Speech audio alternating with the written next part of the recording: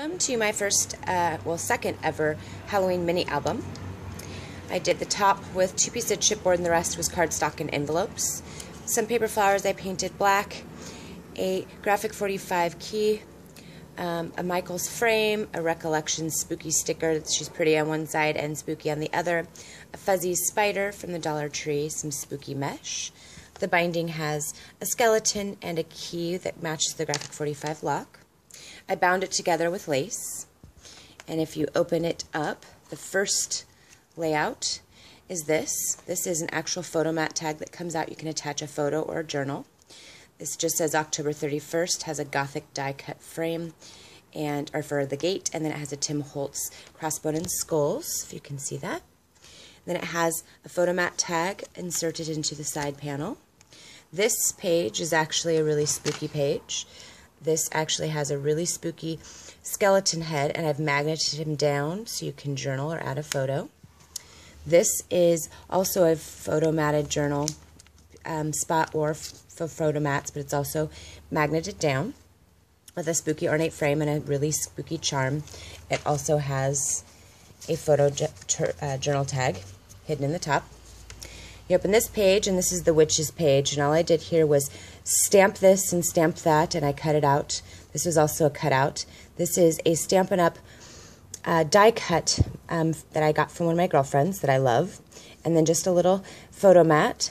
And then this is Toasted Bat Wings. It's a journaling page to write down your fun drinks and potions that you've had for the Halloween time. This page is really fun. It's a little flip pocket book.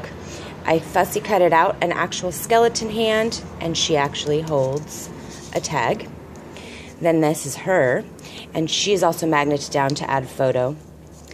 Then this page is a spooky bat page, and I used very fancy ribbons here and a bat from the Dollar Tree. I did a really fun technique on the glossy accents with my heat embossing gun to make it crackle and pop, and it's really spooky. Die cut out this from a Spellbinders die, and it's also a magneted photo frame. This is actually a piece of chipboard that I got from Tuesday Mornings that was already embossed, and it came in a package of a whole bunch of other spooky embossed images. So I glossy accented the actual door hinges and used a Tim Holtz piece here and some Graphic 45 pieces there, which is also magneted down. You can add photo and journal here.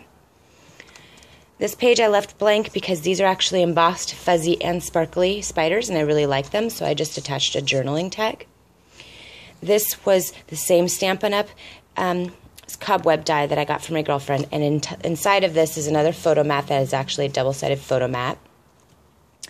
And this page is also a double-sided photo mat, and this is actually a rub-on transfer from the Dollar Tree store, and so is this.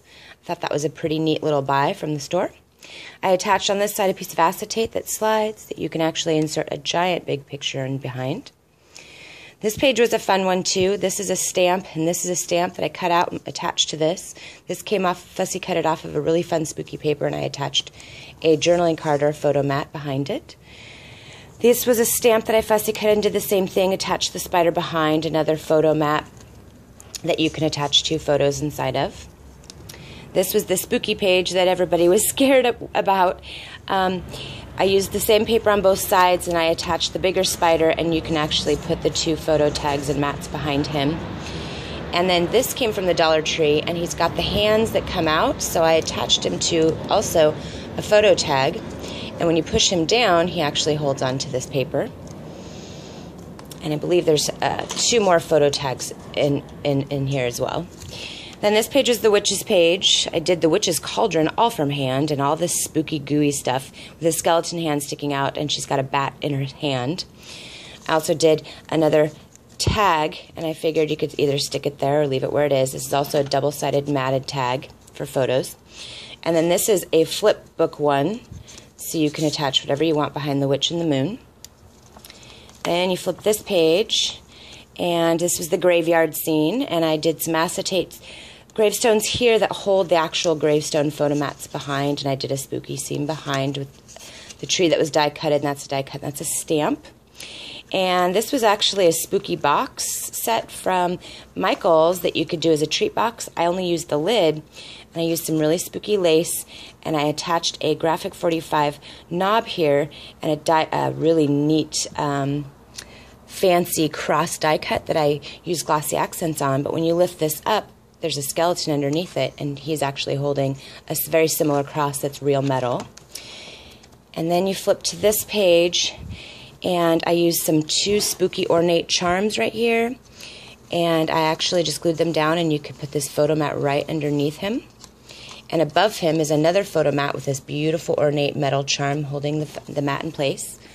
This is another one of those spooky stickers where she looks pretty, and then she looks scary, and pretty and scary, and I just left her alone because I liked her too much. Another piece of acetate for a photo. My new stamp that I got from Michaels that I stamped twice and fussy cut together so I could attach the photo mat behind it, which I thought was really neat. And then there's also a tag as well back here. I really enjoyed this page. I've left it blank, and I left this one blank for a journaling tag here, which I will fill out when I give this as a gift. So I really hope you enjoyed my second ever Spooky Ooky album. I'm really happy with it. Thanks for watching.